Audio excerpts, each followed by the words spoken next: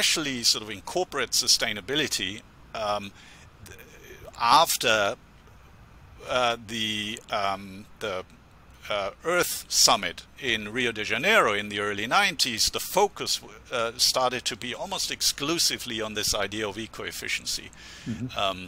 So, you know, we weren't talking about total output anymore. It was just the pure focus was all we have to do is become more efficient, environmentally efficient, and drive down environmental impact per unit output, and that would allow us to completely, you know, decouple economic growth, which was sort of a thing that you can't question, and environmental impact.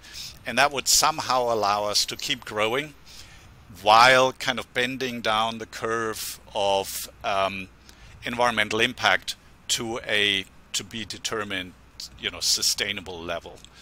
And, you know, that we had eco-efficiency for 30 years, so there's lots of data to look at how we did over the last 30 years, and it basically failed miserably. So if you look at the data, it almost doesn't matter what material you look at, what industrial activity you look at. Growth in total output of products or materials or services has always outgrown our efficiency improvements. But again, you know, like everyone now celebrates the low carbon intensity of renewable electricity and the, you know, the increase in installed renewable capacity.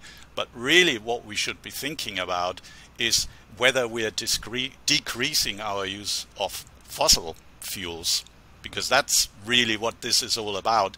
And an eco-efficiency approach just doesn't tell you that. It just says PV solar is better than coal, so now we just need to massively invest in PV solar and in wind and you know, maybe wave or other kinds of water, and problem solved. But, you know, like the final step, and I think this is where it connects with your idea of behavioral change, is key.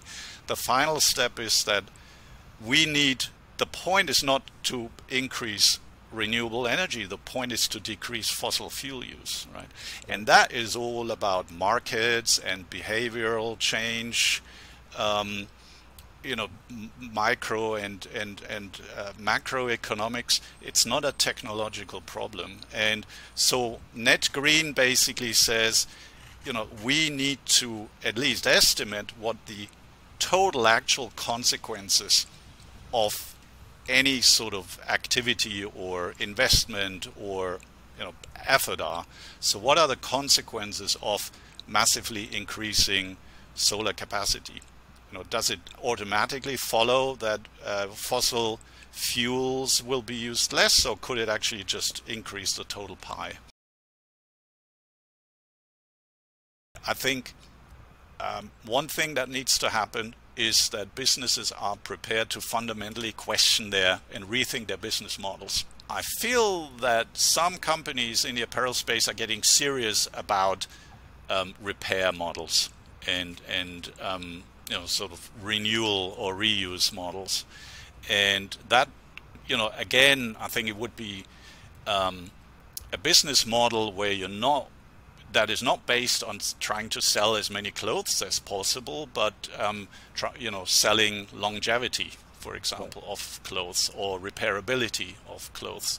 And that way, the company could still make revenue and provide employment and meaning to its employees, but it wouldn't be tied to having to sell, you know, garments.